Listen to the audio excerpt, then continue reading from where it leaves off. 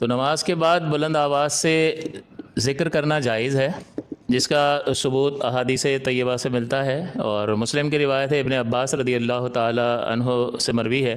کہ آپ فرماتے ہیں کہ رحمت دو عالم صلی اللہ علیہ وسلم کے زمانہ مبارکہ میں یہ نماز کے بعد بلند آواز سے ذکر کرنے کا رواج تھا، تو یہ عام تھا اور ذکر ہوتا تھا۔ تو یہ سرکار دو عالم صلی اللہ علیہ وسلم کی موجودگی میں، اور یوں بھی فرمایا کہ ہم جماعت کے ختم ہونے کو بلند آواز سے ذکر کے ذریعے پہچان لیتے تھے۔ تو گھر قریب قریب ہوتے تھے تو بعض اوقات ایسا ہوتا تھا کہ جماعت میں تاخیر ہو گئی پہنچنے میں، تو ذکر سے پتہ چل جاتا تھا کہ بلند آواز سے جیسے ہی ذکر ہوتا تھا تو پتہ چل جاتا تھا کہ بھئی جماعت ہو گئی ہے۔ تو حضور صلی اللہ علیہ وسلم کے عمل مبارک سے ثابت ہے، تو نماز کے بعد بلند آواز سے ذکر کر سکتے ہیں۔ مختصر کرنا ہے یا طویل ذکر کرنا ہے؟ جہاں بعد میں سنتیں ہوتی ہیں نماز کے بعد،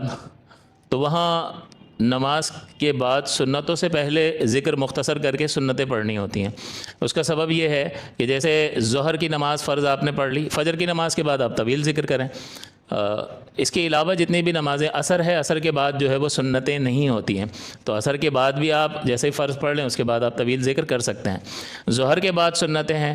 مغرب کے بعد سنت موقدہ ہے، اور عشاء کی نماز کے بعد سنت موقدہ اور وتر ہیں۔ تو ان نمازوں میں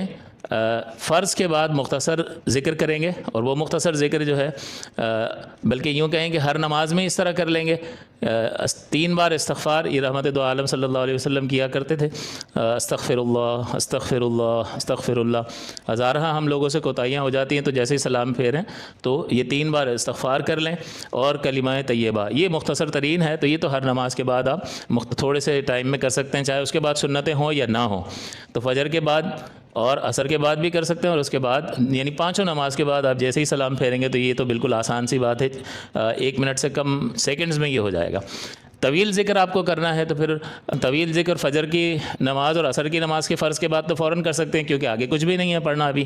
لیکن ظہر، مغرب اور عشاء میں آگے چونکہ سنت موقدہ ہیں، لہٰذا مختصر ذکر کریں گے، اور پہلے سنتوں کو ادا کرنا یہ بھی سنت موقدہ ہوتا ہے۔ تو فرض کے بعد جو سنتیں آتی ہیں ان کو متصل ادا کرنا، یہ نبی اکرم صلی اللہ علیہ وسلم کی سنت مبارکہ ہے۔ بس حضور فرائض پڑھ کر اپنے مبارک حجرے میں تشریف لے جاتے اور یہ ادا فرماتے۔ تو یہ فرض کے بعد سنت موقدہ کو ساتھ ہی پڑھنا، یہ بھی ایک سنت موقدہ ہے، اور اس کو ترک نہیں کیا جا سکتا کہ بیچ میں ٹائم لگا رہے ہوں۔ تو لہٰذا ظہر، مغرب اور عشاء میں سنتوں کے بعد کریں گے، اور اگر تھوڑا ڈیلے کریں گے تو پھر سنتوں کا ثواب کم ہو جاتا ہے۔ تو لہٰذا فرائض ظہر، مغرب اور عشاء کے فرض پڑھنے کے بعد مختصر یہ ذکر کر لیں، 3 بار استغفار اور کلمہ طیبہ، اور اس کے بعد آپ سنت موقدہ ادا کریں، اور اس کے بعد آپ نے جو کرنا ہے آیت الکرسی پڑھیں، اس کے بعد 3 کو ایک بار پڑھیں، اور تسبیح فاطمہ یعنی 33 بار سبحان اللہ، 33 بار الحمدللہ، اور 34 بار اللہ اکبر۔ یہ پورے 100 کی تسبیح بنتی ہے، تو اس کی بڑی فضیلت ذکر کی گئی ہے، لہٰذا یہ پڑھیں۔ اور اس کے بعد لا الہ الا اللہ وحدہ لا شریک لہ لہ الملک ولہ الحمد وہو علی کل شیء قدیر، یہ 1 بار پڑھنا ہے۔ تو جو ان تسبیحات کو پڑھ لیتا ہے، حدیث پاک میں آیا کہ اس کے گناہ جو ہے وہ تمام گناہ بخش دیے جاتے ہیں، اگرچہ سمندر کے جھاگ کے برابر ہوں۔ تو دیکھیں کتنی فضیلت والی چیز ہے، لہٰذا اس کو چھوڑنا نہیں چاہیے۔ اور یہاں پر جن گناہوں کی بات ہو رہی ہے وہ ظاہر ہے کہ صغیرہ گناہ ہے، لیکن صغیرہ گناہ بھی بار بار انسان سے ہوتے رہتے ہیں، تو وہ بوجھ بھی اگر ہلکا ہو جائے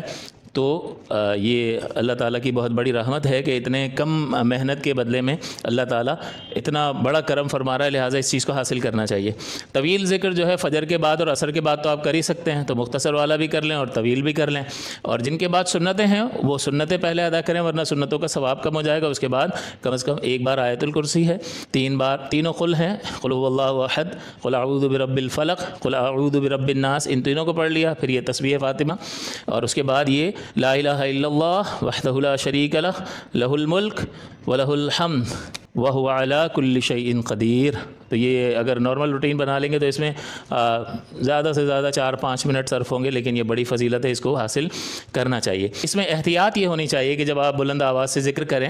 تو اتنا بلند نہ ہو کہ خود ہی کی آواز بیٹھ جائے، تو اپنے آپ کو تکلیف پہنچانا بھی درست نہیں ہوتا کہ گلے پھاڑ پھاڑ کے کر رہے ہیں، بالکل تھوڑا سا اونچی آواز ہو اور ایک اچھا ایک اثر قائم ہو، ایک ماحول بن جائے ذکر کا، اس طرح سے، ایک تو یہ کہ اپنی ذات کو، اور دوسرا یہ کہ دوسرے کی ذات کو، کہ کسی سوتے ہوئے شخص کی نیند میں خلل واقع نہ ہو، یا کوئی نماز پڑھ رہا ہے تو وہ اپنی نماز ہی بھول جائے، تلاوت کر رہا ہے وہ تشویش میں مبتلا ہو جائے. تو بس اس چیز کی احتیاط کے ساتھ بلند آواز سے ذکر کیا جا سکتا ہے. سرکار دو عالم صلی اللہ علیہ وسلم نے کیا ہے، اور ظاہر ہے کہ اس وقت بھی ایسا ہوتا ہوگا کہ صحابہ آگے ٹائم تو کوئی ہوتا نہیں تھا جماعت کا، جب پبلک آ جاتی تھی تو جماعت کھڑی ہو جاتی تھی. یہ تو ہم نے اب وقت مقرر کر دیا، تو وہاں بعد میں بھی افراد آ رہے ہیں اور جن کی چند رکعتیں نکل بھی جاتی تھی اور حضور سلام پھیر کر وہ ذکر شروع ہو جاتا تھا. تو اس پر اعتراض بہرحال نہیں کرنا چاہیے، لیکن ایک اعتدال کے ساتھ چیزیں ہوں کہ یہ ذکر بھی ہو جائے، یہ فضیلت بھی حاصل ہو جائے، اور کسی کو تکلیف بھی نہ ہو، نہ اپنی ذات کو تکلیف پہنچائے نہ کسی کو تکلیف پہنچائے. تو احتیاط کے ساتھ یہ چیزیں اگر انسان کرے تو بہت بڑی فضیلت کی بات ہے.